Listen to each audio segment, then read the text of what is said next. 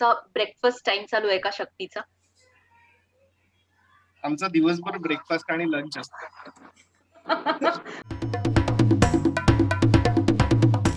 नमस्कार. आपलं सगळ्यांचं खूप खूप खूप मनापासून स्वागत या आपल्या आगळ्या वेगळ्या चॅनलवर, ज्याचं नाव आहे पृथ्वी मोलाची.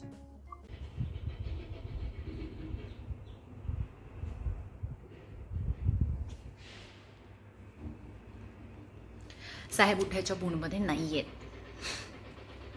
मला अगदी वाटलंच होतं, कारण आत्ता त्याची झोपायची वेळ. मस्त ब्रेकफास्ट झालेला आहे डॉग फूडचा, आणि आता आम्ही मस्त आपल्या उशीवर ताणून देतो. आता एक 2-3 तास तरी आम्ही उठत नसतो. हे आमचं रोजचं रुटीन आहे. आपल्या माणसांमध्ये जसजसे वेगवेगळे स्वभाव असतात, आपले वेगवेगळे हॅबिट्स असतात, तसंच अगदी काही प्राण्यांबरोबर असतं. अर्थात आपण जशा त्यांना सवयी लावतो तसंच ते असतं. तर आज त्याचा एक्सपिरियन्स शेअर करण्यासाठी रंजन येतोय शक्तीला घेऊन आपल्याला भेटायला. चला तर मग जाणून घेऊया त्याचा काय अनुभव आहे आपल्या नवीन पेट टॉकमध्ये. खूप आवडतं का चूज स्टिक्स आणि डॉग फूड?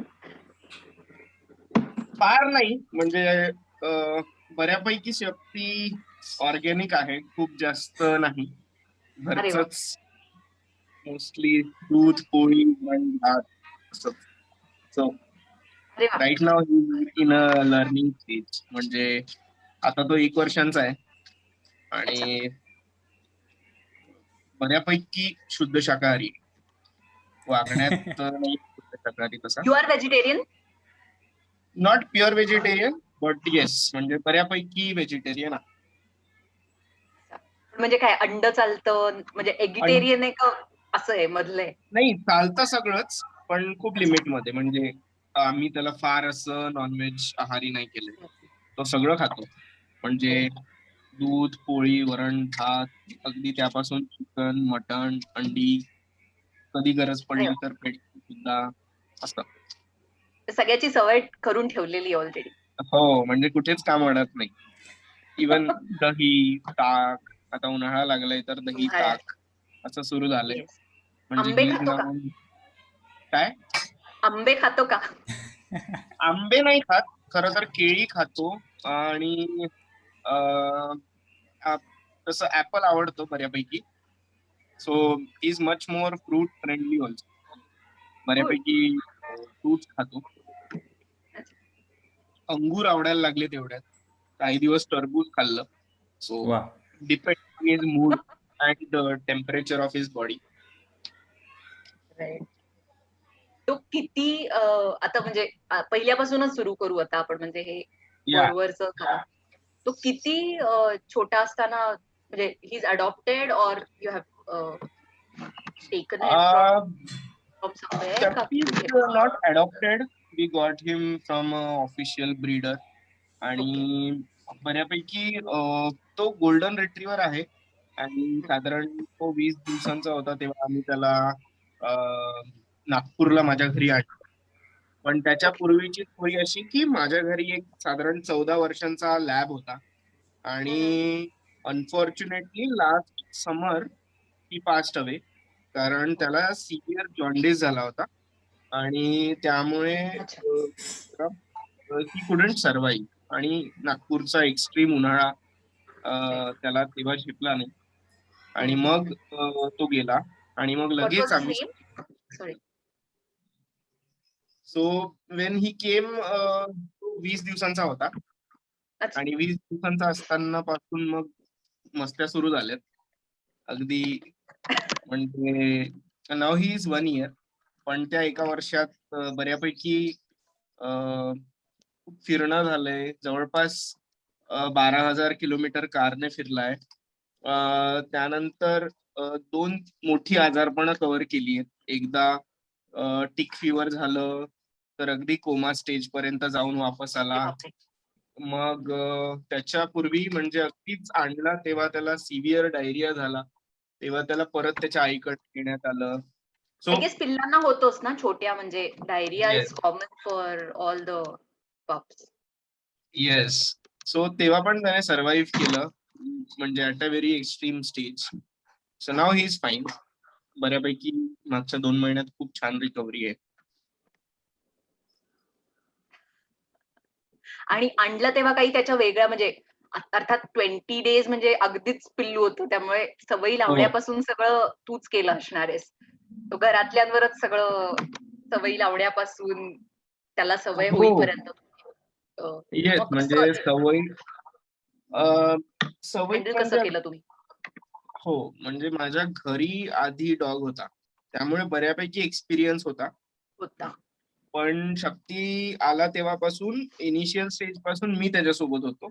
मी, माझे आई बाबा, सायली माझी बायको. सो आम्ही 4घही जण त्याच्या सोबत होतो. आणि तो लॉकडाऊन स्टेज होता, म्हणजे मार्च 2020. सो लॉकडाऊन स्टेज असल्यामुळे आम्ही खूप वेळ त्याच्या सोबतच असायचो, म्हणजे 99% वेळ त्याच्या सोबत असायचो. इनिशियली आम्ही त्याच्यासाठी एक छान केज केला होता, एक छान पोर्टेबल केज होता. तर तो केज आम्ही अरेंज केला होता याच्यासाठी की तो घरामध्ये खूप म्हणजे बाकी शी सूच्या सवयी लागायला वेळ लागतो, म्हणून आम्ही तो केज तयार केला होता. पण हळूहळू 3-4 महिन्यांमध्ये जसं लॉकडाऊन रिलॅक्स होत गेलं, तो आमच्यासोबत नागपूरवरनं मुंबई आणि पुण्याला सोबत फिरू लागला. तर मग ती केजची सवय पण आम्ही ग्रॅज्युअली सोडवली. आणि मग त्याला पण सवयी लागल्या बाहेर गेल्याशिवाय सुशी करायचं नाही वगैरे. आणि it took nearly 6 to 7 months की ती सवय यायला, कारण अगदीच पप्पी स्टेज मध्ये आणल्यामुळे आणि त्याला एक्स्ट्रीम आमची सवय असल्यामुळे ते खूप इझिली झालं असं मला सांगता येईल. पण म्हणजे it's not an easy process. Takes time, it takes lot of patience. बाळाला सांभाळण्यासारखंच आहे ते, त्यापेक्षा थोडं कठीण. Exactly. But yes, it's a very fun moment, obviously. Good good good. पण मग त्याने पण कोपअप छान केलं, म्हणजे हिज ग्रास्पिंग इज नाईस. म्हणजे तुम्ही जसं सवयी लावत होतात तसं तो अडॉप्ट करत गेला. How was it? So basically त्रास झाला का नाही झाला? या आय वॉज आस्किंग, काही त्रास झाला का म्हणजे त्याला सवयी लावताना किंवा त्रास असा नाही झाला. आय थिंक की या सगळ्या प्रोसेस मध्ये सर्वात महत्वाची गोष्ट आहे ती म्हणजे you need lot of patience. खूप पेशन्स लागतात. शी सू त्यांचं वेळेवर करणं किंवा त्यांना वेळेवर जेवण देणं, जेवण किती वेळात द्यायचंय त्याची सवय लावणं, ही सगळी प्रोसेस खूप पेशन्सची आहे. ते तुम्हाला खूप जास्त म्हणजे कधी कधी इरिटेटिंग होऊ शकतं, कारण तुम्ही तुमचे कामं पण त्याच्यात फिगर आउट करत असता. सो बेसिकली ते जसं नेहमी म्हणतो की they fit you in their lives and you have to fit in your life. So ही प्रोसेस खूप महत्वाची आहे आणि ही समजणं खूप महत्वाचं आहे, कारण it's not a easy task. म्हणजे जसं मी सांगितलं की पेशन्स सोबतच you need to think logically की त्याला काय चांगलंय काय वाईट आहे, तो किती वेळ खेळतोय. म्हणजे अजूनही शक्तीला जरी तो 1 वर्षाचा झाला तरी पण तो थकला आहे हे त्याला कळत नाही आणि तो खूप चिडचिड करतो आणि त्याला झोप आलेली असते. पण ती सवय आता हळूहळू लागेल आणि आम्ही त्याला एक्स्ट्रीम थकवतो, एक्स्ट्रीम पळवतो. आता तो अगदी छान ग्राउंड्सवर वगैरे फिरायला लागला आणि अगदी मोकळा फिरतो. येस. तो आणि मी ऑलवेज असा एक प्रयत्न केलाय की त्याला ओपन स्पेस मिळावी, म्हणजे फक्त फ्लॅटच्या याच्यात अडकून नको राहायला तो कुठेच. येस, म्हणजे what I was saying is की yes, you need lot of patience, you need lot of logic, you need to put your brain की याला कसं शांत करायचंय. तुमची एक्स्ट्रीम चिडचिड होणार आहे या सर्व प्रोसेसमध्ये, तुम्हाला खूप राग येणार आहे, तुम्ही त्याला मारायला धावणार आहे, तुम्ही सगळं काही करू शकणार आहे. But yes, ultimately you are going to be his parent. You are going to be his parents and you need to take care of him. You need to run after him. त्याला त्याच्या life सोबत आपल्या life सोबत adjust करून घेणं हे म्हणजे खूप मोठी टास्क आहे आणि we need to accept it. Ultimately it's an power of acceptance. So ती पॉवर ऑफ एक्सेप्टन्स येणं खूप महत्वाचं आहे या सर्व ग्रोथ पिरियडमध्ये. बाकी इतर खूप गोष्टी आहेत, जशा त्या वेळेवर अंघोळ घालवणे, किंवा त्याला बरं वाटत आहे की नाही हे कसं ओळखायचं, तो शांत का आहे त्याला विचारायचं, त्याच्याशी कम्युनिकेट करायचं, खूप त्याच्याशी वारंवार बोलत राहायचं.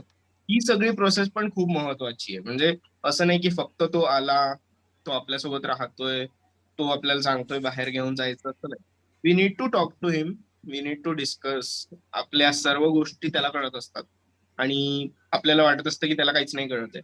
सो आणि त्याच्या प्रत्येक मुवमेंट्सवर आपल्याला खूप ऑब्झर्वेशन्स ठेवायला लागतात.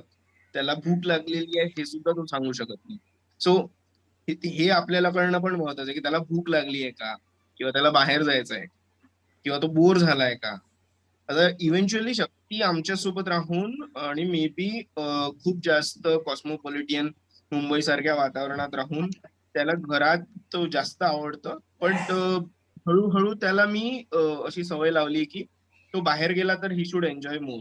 म्हणजे अगदी he can watch TV for 2 hours at a stop. म्हणजे त्याला टीव्ही बघायला प्रचंड आवडतं आणि तो बघ 2 तास वगैरे त्याला टीव्ही गाणी बिणी लावून एनी दिली तर छान. Specific channel? MTV beats. अरे बापरे. आवडी निवडी पण. गाणी आवडतात त्याला प्रचंड आणि तो बघतो, म्हणजे आनंदाने अगदी बघत राहतो. So that's interesting. म्हणजे मला हा फेनॉमेना शक्तीमुळेच कळला. आणि त्याला एंटरटेनमेंट फार आवडतं. इव्हेंच्युअली त्याला बाहेर नेणं खूप सुरू केलंय मी, खूप जास्त फिरतोय त्याला घेऊन. आणि he is a fantastic traveller that ways. अगदी तो जेव्हा 4-5 महिन्यांचा होता तेव्हा त्याने पहिलं ट्रॅव्हल केलं ते साधारण 1000 किलोमीटर नॉनस्टॉप. आणि तेव्हापासून त्याला ती सवय लागली की त्याला प्रवास करायचा आहे. कारमध्ये ती शेवटची सीट त्याच्यासाठी रिझर्वड असते हे त्याला माहिती आहे. तो त्याच्या जागेमध्ये खुश असतो. तो व्यवस्थित जिथे कुठे खाली उतरायचं त्याला कळतं की आता मला खाली उतरायचं, मग आमच्यासोबत खाली उतरणार, सगळं त्याचं आटोपणार, मग जेवणार थोडस. सो तो ट्रॅव्हल खूप छान करतो. आता साधारण 12,000 किलोमीटर त्याचा प्रवास पूर्ण झाला मागच्या एका वर्षात. सो अरे हे वा. खूप छान आहे. म्हणजे त्याचं बाहेरच्यांशी वागणं, अनोळखी लोकांशी किंवा कोणी गेस्ट आले त्यांच्याशी. अं, तो ऍक्च्युअली ओळखतो. म्हणजे जर त्याला, म्हणजे काही गेस्ट असे असतात की ज्यांना डॉग्स म्हणजे ते डॉग फ्रेंडली नसतात किंवा कम्फर्ट नसतात, घाबरतात. मग अशा लोकांना तो जरा इरिटेट करतो. भुंकणार, चावणार तर नाहीच ऑब्व्हियसली, पण भुंकणार किंवा बोलू नाही देणार हे ते. पण त्याला कळतं की कोण आपल्याला प्रेम देतंय, कोण आपल्या सोबत बोलतंय, कोण आपल्याला छान गोंजरतंय, हे त्याला कळतं. आणि तो तशा म्हणजे लोकांसोबत जास्त फ्रेंडली असतो. हा प्रश्न विचारण्याचा हेतू हाच होता की मी तसा आहे. आदितीला माहिती आहे की मी गेल्यावर मी डॉग फ्रेंडली नाही आहे अगदी. त्यांच्या बंद मी होत्या जरी रूम मध्ये. पेट टॉक्स करतोय, मी जरी पेट्स विषयी, डॉग्स विषयी मला मला आवडतात, पण छोटे लांबून. पपीज. आणि ते पण लांबून. लांबून, ते पण लांबून. असं आहे माझं. मी करतो त्याच्यावर वर्क. मला हवंय, मला पेट्स हवेत, मला पेट्स सोबत राहायचंय, पण त्याच्यावर वर्क करणं आहे. त्याचाच एक पार्ट म्हणून पेट टॉक्स आहे ऍक्च्युली हा आमचा हेतू, की जे डॉग लवर्स नाही आहेत किंवा जे पेट लवर्स नाही आहेत त्यांना कन्वर्ट करायचंय थोडं का होईना, की तुम्ही फ्रेंडली व्हा. माणसाशी नाही फ्रेंडली होऊ शकत तर ऍटलिस्ट प्राण्यांशी तरी व्हा. तो एक प्रयत्न आहे आमचा. येस, म्हणजे मला वाटतं की असं नाही की तो फ्रेंडली नाही आहे किंवा not specific to Shakti. Any dog तुम्ही अगदी सहज सोपं कॉमन प्रिन्सिपल आहे की तुम्ही डॉगच्या डोळ्यात डोळे घातले की तुमचे भांडणं होणार.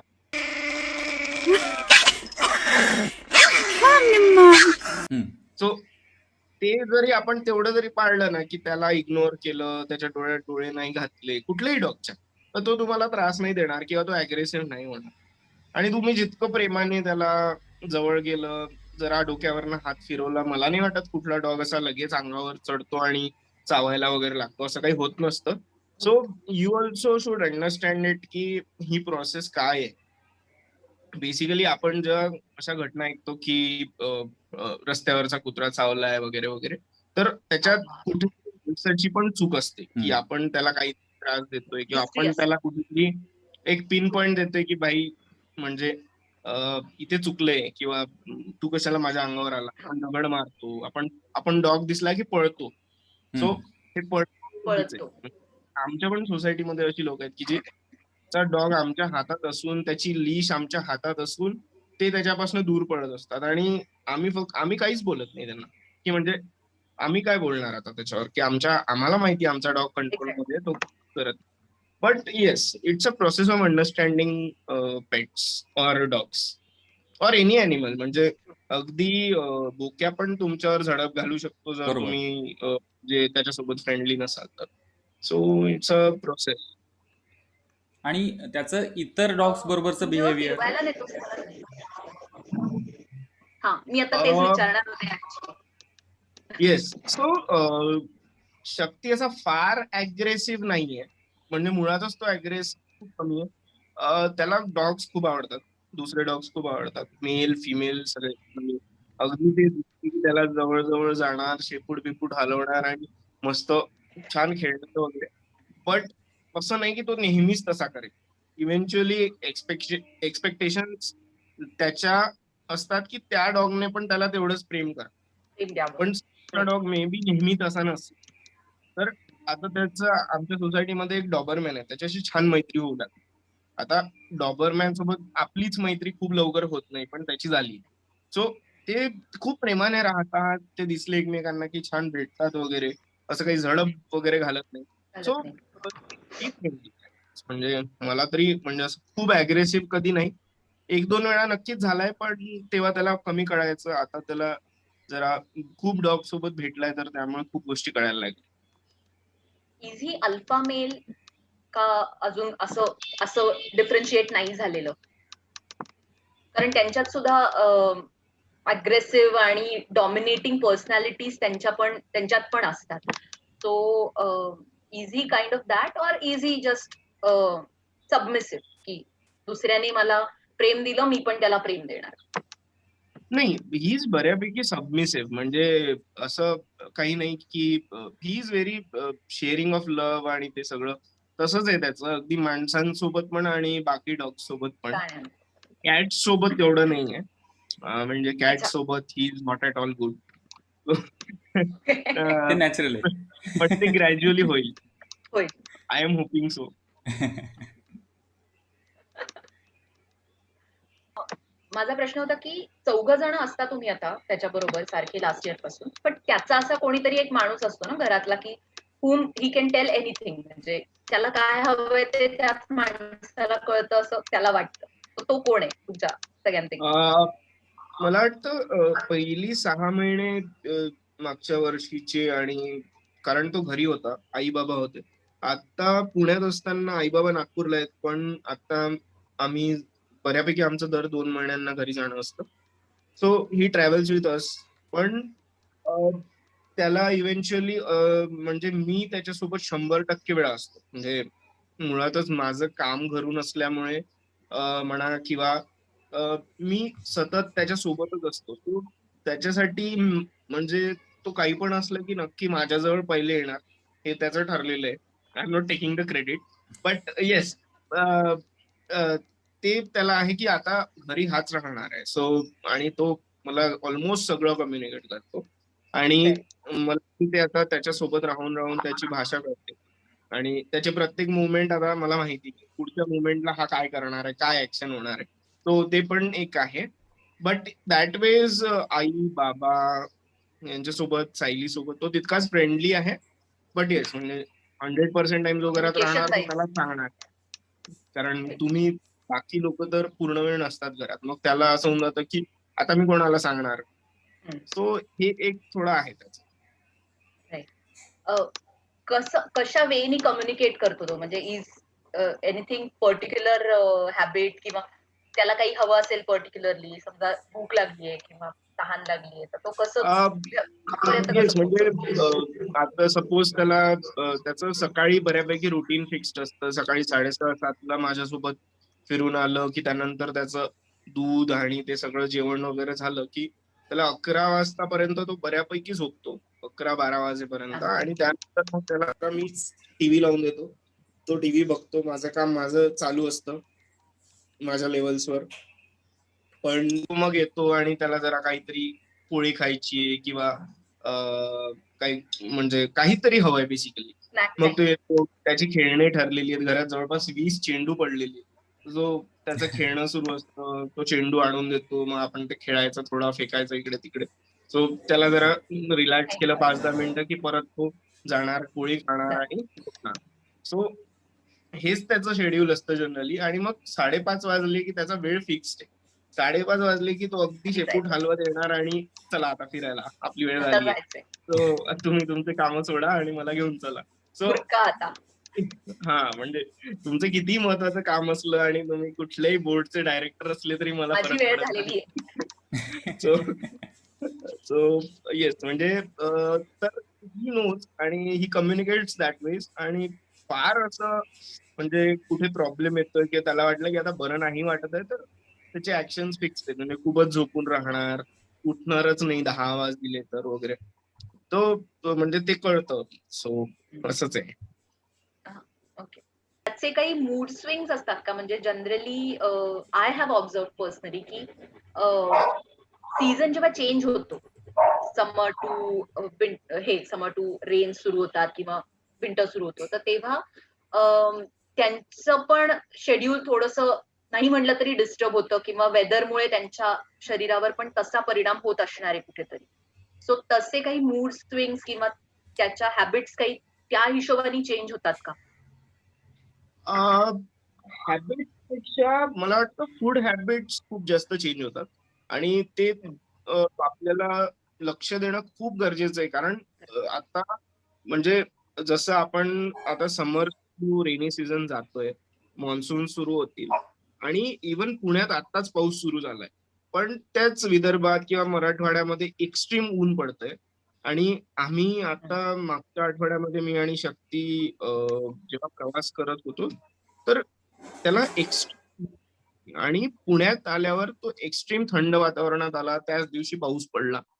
तर त्याला चिडचिड झाली आणि त्याला कळत नव्हतं की आता मी काय खाऊ, किंवा त्याला पोटात त्रास होतो. सो ती हॅबिट मला वाटतं खूप we need to understand that. मला मला वाटतं की हेच खूप मोठं स्विंग आहे की त्याला त्याच्या पोटाचं अंदाज येणं, ते आपल्याला कळणं, आपण ते समजून घेणं आणि त्यानुसार डाएट लोकेट करणं. प्लॅन सो ही प्रोसेस खूप महत्वाची आहे. अदरवाईज मला वाटतं की त्याला फार अशा मूड स्विंग्स किंवा कुठल्याच डॉगला होत नाहीत. इव्हेंच्युअली गरमी असेल किंवा खूप जास्त थंडी असेल, तर ते फक्त मॅटर करतं. जनरली डॉग्स थंडीमध्ये खूप छान बिहेव करतात कारण त्यांना थंड वातावरण आवडतं, एस्पेशली लॅब्स आणि गोल्डन रिट्रीव्हर्सला. पण उन्हाळ्यात तुम्हाला सांभाळणं खूप गरजेचं आहे. कारण एकतर मुंबई सारख्या शहरांमध्ये असेल तर तुम्हाला एसी लावून ठेवावा लागतो. नागपूर सारख्या शहरांमध्ये असेल तर तुम्हाला कंटिन्युअसली कूलर ठेवावा लागतो. तर हे मूड स्विंग्सचा पण एक भाग असू शकतात की त्याला खूप गरमी होते आणि हे तुम्हाला कळत नाहीये. आणि तो कंटिन्युअसली भुंकतोय, तो जेवत नाहीये, तो नुसता पाणी पितोय. तर हे पण तो त्या स्विंगचा प्रकार आहे आणि तो आपण म्हणजे we need to take care of this. करून त्याच्या प्रमाणे बदलणं गरजेचं आहे आपण. येस, तू येस. तू कुठल्या कधी कधी काय होतं की आपल्याला कळत नाही की काय करावं, की त्याला कुठला आजार झालाय, तर तू वेटकडे आधी जातोस की कुठल्या फोरम चा वापर करतोस, कुठल्या फोरमला विचारतोस, असं काही करतोस? मी जनरली वेटला पहिले कन्सल्ट करतो कुठल्या ग्रुपमध्ये जाण्यापेक्षा. कारण एकतर की पहिले एक्सपर्ट ऍडवाइस घेणं गरजेचं. हं. आणि मुळातच शक्ती आणि त्याच्या आधी शूटर यांच्या हेल्थ बद्दल कॉन्शियस आहे. कारण त्यांची हेल्थ खूप फास्ट डिप्रिशिएट झाली. म्हणजे शक्ती अगदी कोमा स्टेज मधून बाहेर येणं किंवा शूटरला जॉन्डिस होऊन तो जाणं. सो म्हणजे ऍक्च्युली मी त्या गोष्टींमधून खूप शिकलोय की मी फार लोकांच्या ऍडवाइसेस मध्ये पडत नाही. मी डायरेक्टली वेटला कन्सल्ट करतो. माझे 3-4 वेट्स ठरलेले आहेत. एक मुंबईत आहे, एक पुण्यात आहे, नागपूरमध्ये ज्यांच्याकडनं आम्ही शक्तीला आणलं ते वेट आहेत. सो मी 2-3 जणांचं ओपिनियन घेतो जर मला तेवढं काही सिरियस वाटलं तर. हं. अदरवाईज माझ्याकडे शक्तीसाठी किंवा म्हणजे कुठल्याही डॉगसाठी एक किट रेडी आहे की ज्याच्यामध्ये पोटाचं औषध, तापाचं औषध, टॅबलेट्स, मल्टीव्हिटॅमिन्स किंवा बेसिक रिकव्हरी फूड पावडर, या सगळ्या गोष्टी माझ्याकडे रेडी आहेत. सो मला जर वाटलं की कधी याला खूप विकनेस येतोय तर ते मी माझ्या लेवलवर पण देतो. म्हणजे आता मला त्याचं डाएट माहिती किंवा त्याच्या हेल्थची इतकी माहिती झाली की I can give him if needed. पण मी ते तसं कधीच करत नाही. I first consult a vet आणि एक फोन केला ते कामं होतात. आणि येस, माझे 2-3 खूप चांगले पेट ग्रुप्स आहेत, जिथे खूप गप्पा होतात. पण त्याच्यात मी फार पडत नाही, कारण आय नो की म्हणजे असं गप्पा वगैरे करून कुठल्या डॉगला औषध देणं योग्य नाहीये. You should definitely consult a vet, आणि त्याने औषध दिल्यावर ते आपल्या आजूबाजूला मिळतं का? किंवा तुम्हाला वेटकडेच जाऊन घ्यावं लागेल का? हे पण खूप महत्वाचं आहे. So I follow the process, आणि जर एखाद्या वेटने एखादी औषध दिलं तर त्याची बऱ्यापैकी चांगली एक्सपायरी असते. सो मी ते बरोबर माझ्याकडे ठेवतो, की म्हणजे मला वारंवार दवाखान्यात जायचंय किंवा फार्मसीमध्ये जाऊन आणायचंय. आणि त्यात बऱ्यापैकी 20 ते 30% औषधं ही ह्युमन ला चालणारी आहेत. सो म्हणजे ॲव्हिलची गोळी आहे. त्याला म्हणजे कधी-कधी डॉग्सला खूप खाजेची एलर्जी होते, तर ॲव्हिलची एक गोळी दिली तरी कामं होतात. किंवा स्पोरलॅक आहे. स्पोरलॅक टॅबलेट दिली तरी हं. त्याचं पोट ठीक होतं. सो अल्बेंडाझोल आहे. ती दिली तरी काम होतं. सो म्हणजे बऱ्यापैकी ह्युमन्सची औषधं चालतात. But yes, you should definitely consult a vet. कारण अल्टिमेटली पेटला काही झालं तर सर्वात जास्त दुःख तुम्हाला होणार आहे. तो कुठलाच ग्रुप किंवा फोरम तुम्हाला कन्व्हिन्स करायला येणार नाही. येणार बरोबर. नाही. आणि तुमची ती रिस्पॉन्सिबिलिटी पण असते ना, एक त्यांना काही कळत नाहीये तर वी शुड अंडरस्टँड काय त्यांना होतंय. Yes, yes, yes. आणि ते ते ग्रॅज्युअली तुम्हाला समजेल, म्हणजे जेव्हा तुम्ही एकदा ती सुरुवात कराल. अंघोळ करतो? त्या सगळ्या वेट्स तू जे म्हणालास की खूप बेसिक प्रश्न. आवडते का अंघोळ मी?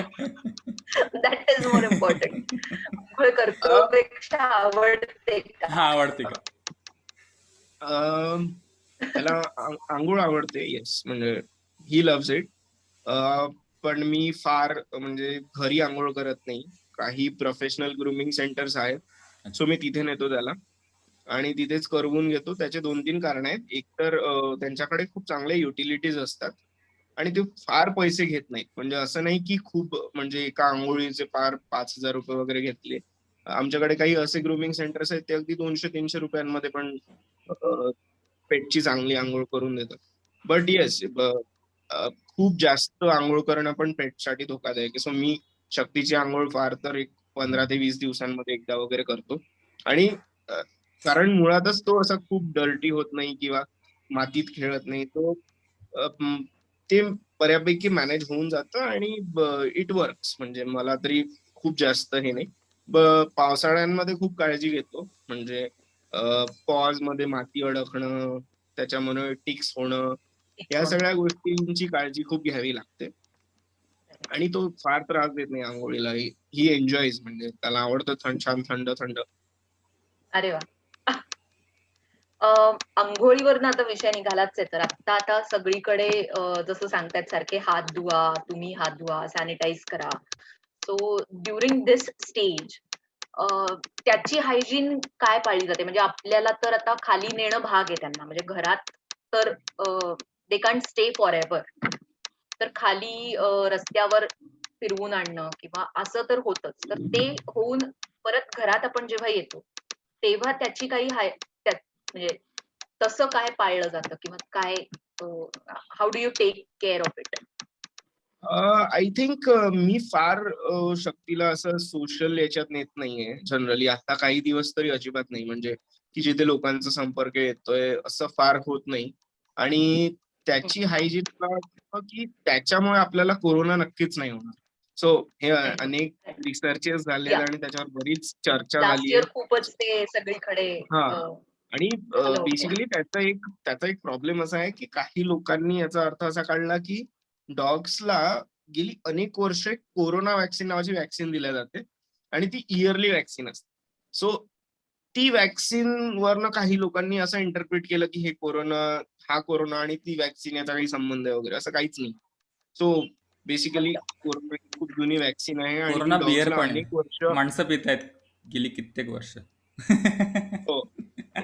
सो सो ही व्हॅक्सिन त्याला दिली आहे आणि मला नाही वाटत की त्याच्यामुळे आपल्याला कोरोना होईल किंवा असं खूप काही कॉन्टॅक्ट मध्ये नसतो तो. बट येस म्हणजे in the mean time I take lot of care. त्याचं वेळोवेळी डिवॉर्मिंग करणं, त्याला कुठलं व्हॅक्सिन पेंडिंग आहे याकडे लक्ष देणं, त्याचं रॅबीज, अँटी रेबीजचं व्हॅक्सिन बघणं. सो अशा 3-4 गोष्टी आहेत की ज्या खूप महत्वाच्या आहेत. आणि ओव्हरऑल सर्वात महत्वाचं आहे त्याचं डाएट. त्याच्या डाएटवरनं तुम्हाला कळतं की त्याची तब्येत कशी आहे. तो कुठलाही डॉग असतो. तशी तो आज खूप खातोय म्हणून उद्या खूपच खाईल असं काहीच नाही. किंवा तो आज नाही. छान चिकन खातोय म्हणून तो उद्या छान पोळी खाईल असं हम्म, काहीच नाही. Hmm. So you need to take care of the diet आणि त्याच्यामध्ये खूप कन्सिस्टन्सी पाहिजे. त्याचे मूड समजले पाहिजे, त्याला काय खायचंय. सो आय थिंक मला नाही वाटत की बाहेरच्या कंडिशनमुळे आता तरी असं खूप इन्फेक्शियस काही होत फरक पडलाय. Right right. फूड हॅबिट्सवर जेव्हा आपण बोलतोय आता डाएट किंवा फूड हॅबिट्स, तर is there any particular dish or is there any particular food he likes the most आणि त्याच्यासाठी तो हट्ट करतोय किंवा मला हेच हवंय आता, बाकीचं काही खाणारच नाही, असं काही पर्टिक्युलर आय असतं? थिंक नाही म्हणजे फार मी पण लाड नाही पुरवत म्हणजे त्या बाबतीत. कारण त्यामुळे त्याला वाईट सवयी लागू शकतात की म्हणजे त्यामुळे असं लागू होईल शकतं. की एक दिवस तो जेवणारच नाही. सो मी जनरली जर त्याने सकाळी नाही खाल्लं तर मी संध्याकाळी पण तेच देतो. कारण त्याला कळलं पाहिजे की हेच मिळणार आहे. सो की हेच बेसिकली मिळणार आहे. हा आणि हट्ट वगैरे नसतात जनरली. पण त्याला त्याचा मूड नसतो की आज मी पेडिग्री नाही किंवा आज हेच पिणार आणि मी राहणार शांतपणे, तर आय जस्ट लिव्ह हिम. कारण त्याला त्याच्या मूड प्रमाणे जगू दे. उगाच जमतो घे. जबरदस्ती खाऊ घालणं किंवा तो खात नाहीये म्हणून आपण त्याच्यावर चिडणं वगैरे हे काही ठरवणं. योग. तो छान त्याचं डाएट मेंटेन करत असतो. प्रत्येक डॉग त्याचं डाएट छान मेंटेन करत असतो. आपल्याला फक्त वेळेवर पाणी आणि जेवण हे त्याच्यासाठी रेडी पाहिजे. कधी पण त्याच्यासाठी पाणी आणि जेवण हे रेडी असलंच पाहिजे. आणि जरी तो जेवला असेल तरी काहीतरी सबस्टिट्यूट फूड त्याच्या कंटेनर्स मध्ये असलं पाहिजे की जे त्याला मूड झाला तेव्हा खाईल. It can be a dry item. अगदी ओके. पेडिग्रीचे छोट्या स्टिक्स आणि ते सगळं मिळतं ते पण चालेल. सो आय थिंक की ते आपण खूप काळजी घेतली पाहिजे या सर्व प्रश्न. मला मला तुम्हाला दोघांना, आदितीला आणि रंजन, तुम्हाला स्वीट्स. दोघांना एक हा प्रश्न आहे, स्पेशली आदितीलाच, की तुमच्या दोघांकडे पेट आहे. म्हणजे ऍक्च्युली माझ्याकडे पण होता, पण तो कधीच गेला. मी मी शाळेत असतानाच, म्हणून माझं एवढं बॉन्ड झालंही नाही त्याच्याशी. पण तुमच्याकडे एक पेट आहे, रंजनकडे आधी पण होता. रिलेटेबल काय आहे या सगळ्यात? का सगळंच रिलेटेबल वाटतंय तुम्हाला दोघांना? म्हणजे आदितीला दोन्ही, स्पेशली. म्हणजे तो जे सांगतोय ते मला पटतंय हा, का असं? म्हणजे स्पेशली माझ्या तुला. हा, हा. या ऑलमोस्ट एव्हरीथिंग.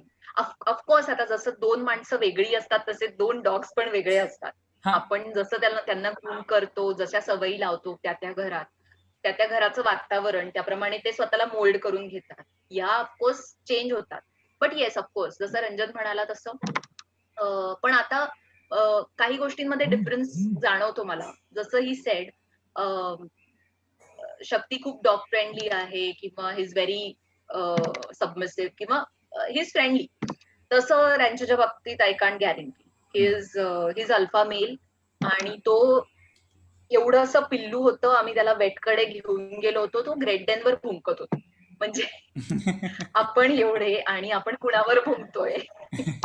तो आपल्याला खाऊन टाकू शकेल वगैरे अशी काही भीती नव्हती त्याला. तो अल्फा मेल आहे आणि त्याचं नाही पटत. बाकीच्या डॉग्सची आम्ही खूप ट्राय केलं त्याला वेगवेगळ्या ग्रुप्समध्ये नेऊन बाकीच्या डॉग्सची सवय करायची पण प्रयत्न केला. अर्थात पपीज बरोबर हिज फ्रेंडली, तो लक्ष देत नाही. म्हणजे हिज फ्रेंडली म्हणण्यापेक्षा तो लक्ष देत नाही. So his okay if they are around they can play. पण त्याच्या एवढे किंवा त्याच्यापेक्षा मोठे जे डॉग्स आहेत is not friendly with them at all. म्हणजे आय कांट गॅरंटी. लीश सोडून मी त्याला नाही नेऊ शकत अशा वेळेला रस्त्यावर. आणि अजून एक तुम्हाला दोघांना प्रश्न आहे की जसं US मध्ये किंवा त्या इतर कंट्रीजमध्ये डॉग्सला खूप हे आहे की त्यांच्यासाठी फेअर्स असतात, त्यांच्यासाठी काही कॉम्पिटिशन्स असतात, कार्यक्रम असतात. ते भारतात कमी आहेत त्या प्रमाणात पाहिले तर, किंवा खूप रेअर आहे त्या गोष्टी. तर त्या गोष्टींनी मदत होईल जर आपण आपलं कल्चरमध्ये काही चेंजेस करण्याचा प्रयत्न केला पेट विषयात. आणि असं काही जे इव्हेंट्स असतात त्या इव्हेंट्सने खरंच आपल्याला मदत होईल का नाही, असंही चाललं तरी काही हरकत नाही आहे. आय थिंक की असे इव्हेंट्स डेफिनेटली सपोर्ट करतात to create awareness in common man. म्हणजे आपण अनेक दिवस म्हणजे एस्पेशली ही मागची 8-10 महिने काही व्हिडिओज बघतोय की ज्याच्यामध्ये काही स्ट्रे डॉग फीडर्स असतात वेगवेगळ्या सोसायटीज मध्ये, आणि त्यांना मारहाण होणं, किंवा तुम्ही तेच डॉगला का फीड करता, मग त्या डॉग्सला मारून Right. टाकता, असे प्रकार खूप ऑब्झर्व होतात.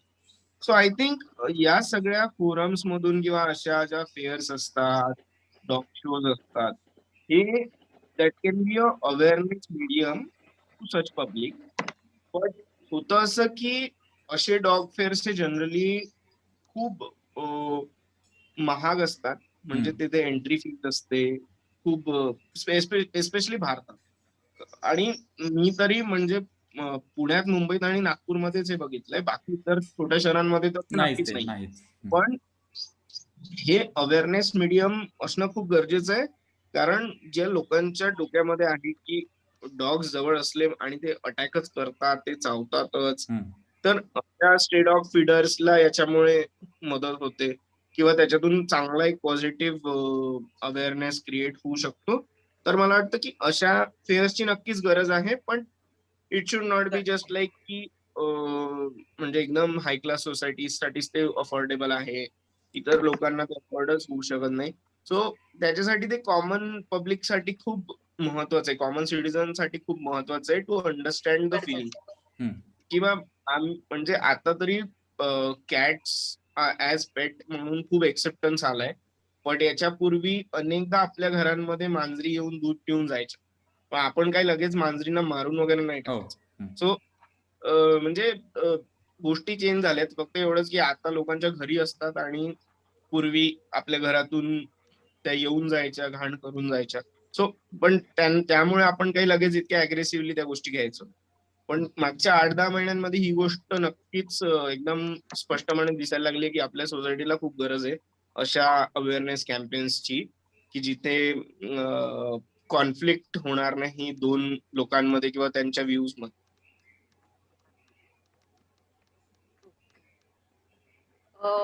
अजून एक मला पॉइंट फक्त ह्याच्यात ऍड करावासा वाटतो पराग. जसं तू म्हणलास बाहेरच्या देशांमध्ये या फेअर्स होतात, तर मुळातच if I am not wrong, भारतात पूर्वीपासूनच जॉईंट फॅमिलीचं कल्चर आहे, बऱ्याच पूर्वीपासून, पूर्ण बरोबर भारत. बरोबर. त्यामुळे असं कुठे कधी गरज वाटली नसेल कदाचित लोकांना पेट मुद्दाम पाळण्याची किंवा ठेवण्याची. ज्याच्या विरुद्ध बाहेरच्या देशांमध्ये न्यूक्लिअर फॅमिलीज असल्यामुळे लोकांची सायकोलॉजी बॅलन्स ठेवण्यासाठी त्यांनी कदाचित पेट्सचा वापर केला असेल किंवा पेट्स ठेवले असतील स्वतःकडे, की कुठेतरी ते हेल्प करतात सायकोलॉजी बॅलन्स करायला, किंवा आपल्या बरोबर कोणीतरी आहे, आपलं म्हणून कोणीतरी आहे, जे आपण बाहेरून आल्यावर आपल्याला ग्रीट करतं घरात, असं कोणीतरी आहे. तर ह्या सगळ्यासाठी पण कदाचित त्यांच्याकडे पेट फेअर्स आणि तो अवेअरनेस जास्ती केला गेला असेल. आणि आपल्याकडे मुळातच जॉईंट फॅमिली असल्यामुळे आपण लोकच एवढे घेरलेले असतो लोकांनीच, त्यामुळे कदाचित आपल्याकडे हा अवेअरनेस करायची गरज वाटली नसेल कदाचित कुणाला. पण आणि आता मे गेले बी त्याचं एक 8-10 कारण महिने असंही आपण असेल जे की घरात आपण ऍग्रिकल्चर कंट्री आहोत, आणि जवळपास प्रत्येक जण पूर्वी शेतीच करत होता, मोस्टली मेजरली. आणि शेतात असे Right. प्राणी असणं, कुत्रे असणं, गायी असणं, बकऱ्या असणं, हे कॉमन होतं खूप जास्त. It's common. म्हणून एक्झॅक्टली. म्हणून अशी काही गरज वाटली नसेल की आपण एक फेअर करावी किंवा हे आणावं, कारण की ते खूप मुद्दाम. खूप जास्त कॉमन गोष्ट असल्यामुळे ते नसेल वाटलं बहुतेक, असं असू शकतं मे बी. येस. अगदी येस. सो पण आता गेले 8-10 महिने आपण जे म्हणतोय घरात बसलोय लॉकडाऊनमुळे वगैरे, तर त्यामुळे मला खूप फरक जाणवला. म्हणजे रॅन्चोमुळे एक डिस्ट्रॅक्शन मिळतं आपल्या नेहमीच्या रुटीनमध्ये, नेहमीच्या कामामध्ये. काहीतरी एक डिस्ट्रॅक्शन असतं, की त्याच्या वेळा सांभाळणं, त्याचं हे करणं. तर मला रंजनला तेच विचारायचं होतं, की लॉकडाऊनच्या काळात कसं he helped you? I of course think they help you म्हणजे इन अ वे. माझं येस, म्हणजे माझ्यासाठी तर it was like anti depressant. म्हणजे there was lot of entertainment. खूप म्हणजे घरात कंटिन्युअसली काहीतरी मुवमेंट चालू असायची. आता पण ती चालू असते म्हणजे. आणि मुळातच तो इनिशियल स्टेजला खूप लहान असल्यामुळे प्रचंड गोंधळ, वस्तू म्हणजे अगदी फक्त आमच्या घरातला टीव्हीच एका ठिकाणी शाबूत होता, नाहीतर ऑलमोस्ट सगळ्या वस्तू हल्ल्या. सो हे सतत कंट्रोल करत राहणं, बघणं. आणि लॉकडाऊन मध्ये अल्टिमेटली कामाचे पण लिमिटेशन्स होते. वर्क फ्रॉम होम कल्चर तेव्हा नुकतंच आलं होतं. जी लोक आयुष्यभर फील्डवर काम करतात ती अचानक घरात बसायला लागली. मग हे सगळी जी प्रोसेस आहे, आणि त्यामुळे जे कम्युनिकेशन व्हायचंय किंवा ते कम्युनिकेशन जे आजपर्यंत होत नव्हतं ते अचानक व्हायला लागलं. याच्यामध्ये हे सगळे डॉग्स खूप महत्वाची भूमिका पार पाडत. कारण मी मी तेच त्यांच्यामुळे तेच विचारणार होतो तुला, की इनिशिएट होत होतं. की तू कम्युनिटीमध्ये काम करणारा आहेस. म्हणजे तू अगदी पार ग्रामीण भागात काम करून लोकांसोबत कम्युनिटी मोबाईलाइज करण्यापासून तर सोशल डेव्हलपमेंट सेक्टरमध्ये काम करतोयस. आता याच्यामध्ये आपला सोसायटीला काहीतरी द्यावं असं आपली एक हे असते, आपण आपलं कॉन्ट्रीब्युशन असावं. प्रत्येक डेव्हलपमेंट सेक्टरमध्ये ही गोष्ट असतेच. पण इथे तुला जेव्हा तुझ्या घरी पेट आहे, तेव्हा तुला त्यांच्या कम्युनिटी विषयी काय वाटतं का, की त्यांची पण एक कम्युनिटी असेल किंवा असतेच मुळात, आणि त्यांच्या गरजांविषयी काही आपल्याला करता येईल का, किंवा आपण आणि एक ह्युमन कम्युनिटी आणि एक डॉग कम्युनिटी असं काही इंटरॅक्शन्स आहेत का, आणि ते तुला प्रकर्षाने जास्त जाणवतात का? म्हणजे होतातच, कॉन्फ्लिक्ट आय होतातच, पण थिंक हा, म्हणजे त्याच्यामध्ये एक आहे की मला खूपच, आणि ते मी अगदी लॉकडाऊन मध्ये पण केलंय, की आमचं ठरलं होतं की आमच्या सोसायटीतल्या 100 ते 150 डॉग्सला आम्ही डेली बेसिसवर सकाळ संध्याकाळ फीडिंग करणार, जेव्हापर्यंत लॉकडाऊन ओपन होत नाही तेव्हापर्यंत. सो आम्ही 4 महिने ते मनापासून केलं. आणि इव्हेंच्युअली लॉकडाऊन ओपन झालं तर आणि डॉग्सला मुळात तितक्या म्हणजे तितकं स्कॅर्सिटीची सवय नव्हती. कारण लॉकडाऊन नसतं तर त्यांना कुठे कुठे काहीतरी खायला मिळालं असतं. पण मिळालं. इव्हेंच्युअली आम्ही ही गोष्ट करायला लागलो आणि लोक भेटायला लागली.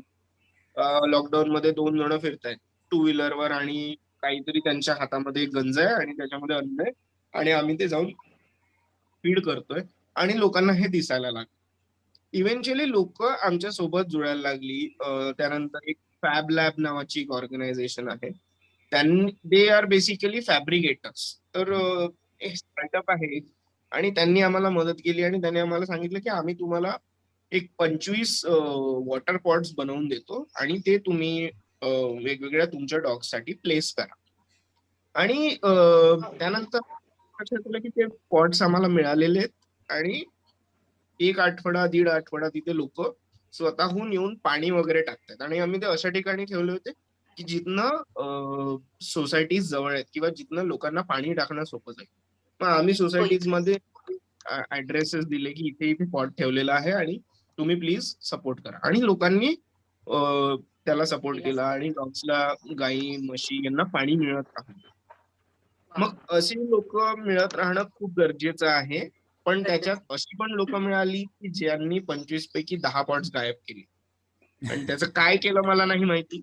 बट अशी पण लोक सोसायटीमध्ये आहेत की आपल्याला हे पण एक्सेप्ट करावं लागेल की गोष्टी चुकीच्या होणार आहेत, हो. आणि मग अशासाठी Right. काय मॉडेल डेव्हलप करायचं त्याच्यावर विचार करावा. सो मला असं वाटतं की ती जी गरज आहे की बेसिकली मी आता काय कॉन्ट्रीब्युट करू शकतो. माझ्या समोर एखादी प्राणी आहे किंवा माझ्या समोर एखादी स्ट्रे डॉग आहे, कॅट आहे, तर माझी ऍक्शन त्या क्षणी काय असली पाहिजे हे खूप महत्वाचं आहे. मला कळलं पाहिजे की त्याला काय हवंय, किंवा म्हणजे अगदीच खूप छोट्या छोट्या गोष्टी असतात की आपण सोबत नेहमी काहीतरी एक बिस्किटचं पॅकेट कॅरी करूच शकतो. आणि जिथे स्ट्रे डॉग असेल तर त्याला आपण देऊ शकतो. सो ते पण खूप गरजेचं आहे. म्हणजे डॉग्स डाय हंग्री. म्हणजे आम्ही बघितलंय की उपाशी राहून पण ती मेलीत. आणि ते खूप मोठी गरज आहे की डॉग्सला कुठेतरी किंवा कॅट्सला कुठेतरी. So exactly. एक छान एक जोक आठवला मला, आदिती सोबतच घडलेला. आदिती आणि मी एका ऑर्गनायझेशनसाठी काम करत होतो पुण्यात, आणि आदितीला ही सवय आहे की ती पार्लेजी तिच्या पर्समध्ये ठेवते स्ट्रे डॉग्ससाठी किंवा कोणीही असेल तर.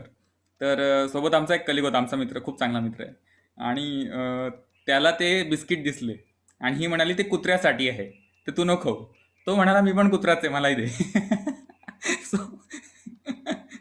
असे इन्सिडेंट्स काही घडतात की आदितीसोबत मी एक पाहिलेली मजेदार गोष्ट आहे. पुण्यात कॅम्प एरिया आहे आणि तिथे आम्ही काम करत होतो, आणि तिच्यासोबत बऱ्याच वेळा काम करताना असं जाणवलं की कुठून तरी एक स्ट्रे डॉग येतो, त्याला काय माहिती कुठून कळतं, पण तो तिच्याजवळ येतो आणि तिला मागतो की मला काहीतरी दे खायला. हे हे तिच्यासोबत नेहमी होतं, म्हणून आम्ही तिला डॉग विस्परर म्हणायचो. असा एक प्रकार होत होता. तर तसा तुझ्यासोबत घडतो का की तू नागपूरमध्ये हे केलं, त्यांना फूड वगैरे दिलं, तर आता आता तसं घडत असेल तुझ्यासोबत, असं काही होतंय का? माझ्याजवळ डॉग्स फक्त येण्याची एक कारण मला सर्वात मोठं कारण दिसतं, कारण माझ्या घरी डॉग आहे. सो ते त्या वासाने येतात. हम्म. आणि म्हणजे मला नाही वाटत की ते मी स्ट्रे फीडिंग करायचं म्हणून येतात, पण माझ्याकडे डॉग असल्यामुळे ते माझ्याजवळ येतात हे मला शॉर्ट माहिती आहे. आणि मी म्हणजे मला तेव्हा जे शक्य असेल, माझ्या हातात जे काही असेल ते मी त्यांना देईल. बट म्हणजे मला नाही वाटत की ते असं विस्परर म्हणून माझ्याकडे येतात. म्हणजे आय डोंट नो, बट ठीक आहे. Do you talk with them? Do you communicate with stray dogs? म्हणजे जसं तू शक्ती बरोबर बोलतोस तसं कॅन यू डू यू? बोलतो म्हणजे खूप असं कम्युनिकेट नाही करत. मला थोडस नर्वसनेस आहे आणि ते मी अगदीच करतो की मला म्हणजे मी हात लावेन डोक्यावरनं, हात फिरवेन वगैरे वगैरे, पण खूप नाही. म्हणजे I maintain the distance safely. कारण एकतर शक्तीला आवडत नाही, कारण तो चिडतो मग घरी आल्यावर. आणि कारण त्याला वास येतो की हा कोणाला तरी पुन्हा भेटला. भेटून आलास तू. मग ते पण चिडचिड सहन करा आणि ते सगळं कठीण होऊन जातं. So I generally make a distance आणि त्याला जे काही खाऊ घालायचं ते खाऊ घालतो आणि मी तिथनं वापस येतो. बट येस, म्हणजे जेव्हा मी एका वेळी 100 किंवा 150 डॉग्सला स्ट्री फीडिंग करायचो, तेव्हा dogs literally use to jump, आणि तेव्हा मी खूप इझिली कम्युनिकेट करायचो. पण आता सध्या आणि गेली काही दिवस मी शहर बदलतोय, वेगवेगळ्या शहरांमध्ये जातोय, so I avoid that. Okay. की तू आता इतर ज्यांना कोणाला किंवा माझ्यासारखे काही आहेत जे डॉग फ्रेंडली नाही आहेत, आणि किंवा कोणाला पेट्स घ्यायचे आहेत, नवीन पेट्स सोबत राहायचं आहे, किंवा कोणाला डॉग फ्रेंडली व्हायची इच्छा आहे, अशांसाठी काय मेसेज देशील? सल्ला वगैरे देत नाहीये मी, पण मेसेज. येस, आता मला बेसिकली काही गोष्टी शेअर करायच्यात की yes, it's not easy to be pet friendly first, whatever it is. म्हणजे अगदी हॅमस्टर पाळणं सुद्धा सोपं नाही. So you should know why you are getting a pet first. तुम्हाला तुमची कारणं माहित पाहिजे की तुम्हाला पेट का हवाय. जसं लोकांची कारणं सरळ असतात की मी रॉटवेलर घेणार कारण मला घर प्रोटेक्ट करायचं, किंवा मला डॉबरमॅन घ्यायचं कारण मला घर प्रोटेक्ट. तुम्हाला कशासाठी घ्यायचं हे तुम्हाला क्लिअर हवं. त्यानंतर सर्वात महत्वाचं म्हणजे will you and your family accept everything. म्हणजे तुमची फॅमिली तुमचं पूर्ण वेळ तुम्ही स्वतः त्या पेटला कसं एक्सेप्ट कराल हे आधीच ठरवून घ्या. फक्त पेट आणायचं आहे, कोणीतरी हट्ट करतंय घरातलं, लहान बाळ आहे ते हट्ट करतंय म्हणून पेट आणायचंय असं करू नका. कारण येस, त्याच्या तुम्ही पेट आणताय म्हणजे तुम्ही घरातला एक मेंबर वाढवताय. हे एक्सेप्टन्स पेट आणायच्या आधीच येणं खूप महत्वाचं. नाही तर मग पेटला अर्ध्यात सोडून देणं, 6 महिने पाळायचं, खूप त्याला प्रेम करायचं आणि मग लगेच कुठेतरी रस्त्यावर सोडून द्यायचं, किंवा त्याला बाहेर फिरायला नाही घेऊन नाही जायचं. 24-24 तास तो पेट घरातच असतो, तो डिप्रेशन मध्ये जातो, तो तुमच्यावर त्याला त्याची सायकोलॉजी मेंटेन होत नाही. सो अशा गोष्टी अवॉइड करा. अशी माझी रिक्वेस्ट आहे. कुठलाही म्हणजे अगदी डॉग असो कॅट असो, हे तुम्ही ठरवून घ्या की तुम्हाला का आणायचंय. हम्म. त्यानंतर सर्वात महत्वाचं म्हणजे व्हॉट इज द इंटेन्शन. या सगळ्यामध्ये तुमचं इंटेन्शन काय आहे पेटला आणायचं. म्हणजे फक्त प्रेम करायचे, त्याच्यासोबत खेळायचे, हो तुमच्याकडे वेळ आहे, तर ही पण तुम्हाला फिगर आउट करणं खूप गरजेचं आहे, कारण तुम्हाला वेळ द्यावा लागेल. It is not a easy process. तुम्हाला तो वेळ आहे का, की तुम्ही कुठल्या म्हणजे फक्त आता बरेचदा असं होतं की लोक 10 तास जॉब करायला जातात, तो पेट घरात असतो 10 तास, आणि मग तो एकटाच असतो, टीव्ही बघतो किंवा तो त्याचं काम करतो, आणि मग तो बोर होऊन झोपून जातो. आणि बेसिकली या 10 तासांमध्ये त्याची जी मेंटल सिच्युएशन आहे ती चेंज होत असते, आणि असं ग्रॅज्युअली वाढत जातं. मग त्याची तब्येत खराब होणं, त्याचं ओबेस होणं, त्याला त्याचं डाएट कंट्रोल न करता येणं, या गोष्टी व्हायला लागतात. सो हे पण बघायचंय. दुसरं, पेट अफोर्डेबिलिटी हा खूप मोठा एक कथन आहे गेले काही दिवस. कारण काही काही पेट्स हे अनअफोर्डेबल होऊन, जसं सायबेरियन हस्की ही ब्रीड आहे. सो ही ब्रीड खूप महाग आहे. महाग म्हणजे not in terms of purchase, but त्याचं मेंटेनन्स, त्याचं वॉशिंग, त्याचं टाइमली वॅक्सिनेशन.